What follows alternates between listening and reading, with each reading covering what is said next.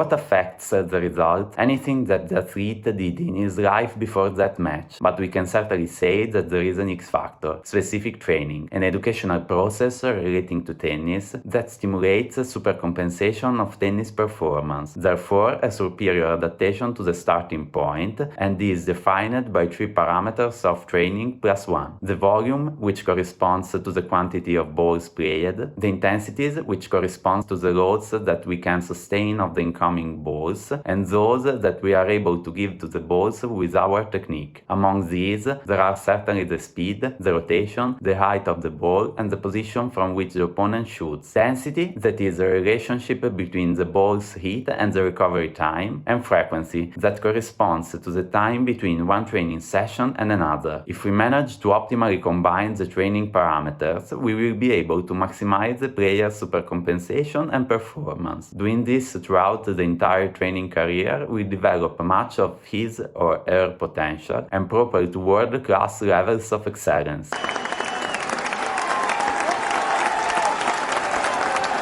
How to set them? The volume must be the maximum recoverable before the next training session. If we are an occasional player who plays twice a week, we are very far from this threshold, and it is easy to say that we can increase the frequency of our training session to improve the weekly volume and consequently performance. If we are a professional that plays 6 times a week, we must pay more and more attention that the volume does not become unrecoverable and that it does not affect the training of intensity. It is on those that we will be able to sustain and give to the ball that performance will mainly be measured. So, if we don't train intensities, training will go wrong. Both the intensities must be right for a large part of the workouts, but of course we need the right compromise so that right intensity does not increase errors too much, affecting density and volume. The density must be as high as possible if our training frequency is low. If we play 2 or 3 times a week,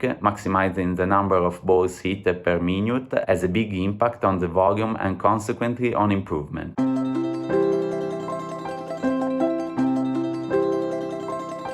If we are a professional and play 6 days a week and have no hourly limits, we can aim for density more similar to those of a match. On frequency, there is little to say. It should be as high as possible as long as the training is recoverable, enjoyable, and psychologically sustainable. For a professional, daily double session make no sense, but playing 6 days a week is certainly something that is now necessary. The true quality of a coach is measured in his or her ability to optimize the training parameters of the player he or she works with. The player's true talent, a mixture of genetics and education, is the psychophysical ability to support and endure this optimization of training parameters.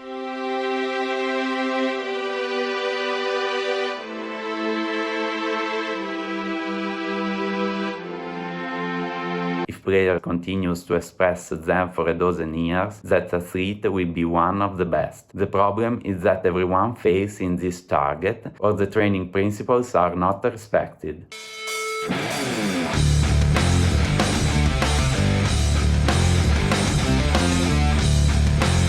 If you like the video and are interested to not fail in your tennis training, subscribe to the channel and follow the next videos. See you next time!